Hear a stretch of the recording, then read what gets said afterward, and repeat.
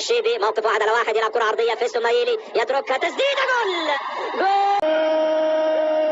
جانب اللاعب فيستو مايلي هيئ الكرة ببراعة، حرك الشيبي خد مكان على الطرف الايمن ولعب عرضيه ممتازه. الشيبي اللعبه من بدايتها، التمريره اللي مرت على طول على الجهه اليمنى والعرضيه من جانب الشيبي والتهيئ بيراميدز في هذه المباراه. بيراميدز 1 ما زال بلا شيء.